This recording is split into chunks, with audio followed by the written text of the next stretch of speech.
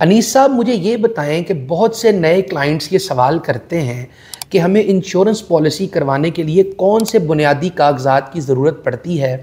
तो kindly detail में classification करके बता दें कि किस किस्म की पॉलिसी करवाने के लिए किस किस्म के कागजात चाहिए। बहुत शुक्रिया यासा। जैसा कि आप जानते हैं कि हमारे पास मुख्तलिफ़ किस्म के मनसूबा जात हैं, बेशक, जैसे कि endowment plan, child education marriage plan, जीवन साथी, सदाबहार, शादाबाद, पर्सनल पेंशन स्कीम वगैरह वगैरह। अगर बात की जाए इंडोमेंट प्लान की, जो सबसे ज़्यादा फ़रोख्त होने वाला मनसूबा है, और इस मनसूबे में तयशुदा वक्त पे मखसूस रकम की फराहमी का बंदोबस्त हो जाता है।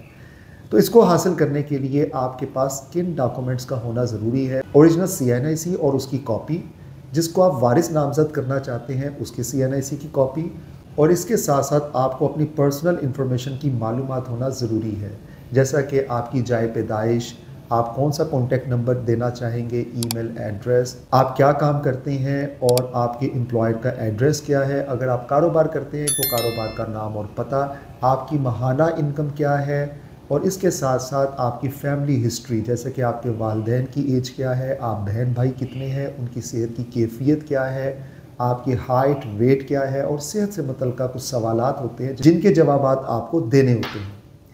इसके अलावा शनाख्ती अलामत को भी हमने मेंशन करना होता है। तो ये तमाम क्वाइफ हैं जिनको मुकम्मल करने के बाद आपका प्रपोज़ल फॉर्म फिल हो जाता है। सही।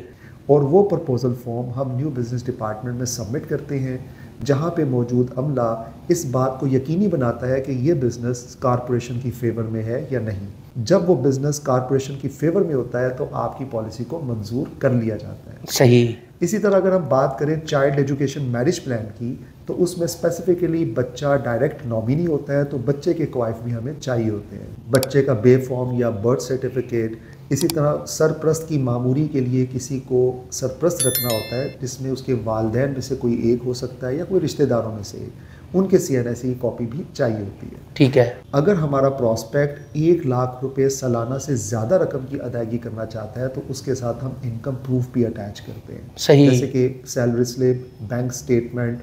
अगर हमारा प्रॉस्पेक्ट ओवरसीज़ है तो उनके पासपोर्ट की मुकम्मल कॉपी भी साथ लगती है, और कुछ एक्स्ट्रा फॉर्म भी अटैच होते हैं, जैसे currency declaration, CRS form, W9 form. ये ओवरसीज़ पाकिस्तानियों के लिए अप्लाई होते हैं। और इसके साथ अगर जीवन साथी पॉलिसी की बात की जाए, क्योंकि इसमें दोनों यानी मियाँ बीवी की इंश्योरेंस होती है, दोनों के प्रपोजल फॉर्म फिल होते हैं, उसमें देखा जाता है कि अगर मिसेज जो है वो वर्किंग लेडी हैं तो उनको मेडिकल करवाने की ज़रूरत नहीं है, नॉन मेडिकल फॉर्म फिल होगा। अगर वो वर्किंग लेडी नहीं है तो उनका तिब्बी मुआयना करवाया जाता है और उसका प्रपोजल फॉर्म अलग होता है। और उसके साथ साथ कुछ एक्स्ट्रा रिक्वायरमेंट्स होती हैं, जैसे ख़वातीन का पढ़ा लिखा होना ज़रूरी है। अगर आप 20 लाख सम एश्योर्ड से ज़्यादा की पॉलिसी लेते हैं, यानी जिसका प्रीमियम 1 लाख से ज़्यादा बनता है, उसमें खातून का पढ़ा लिखा होना भी ज़रूरी है।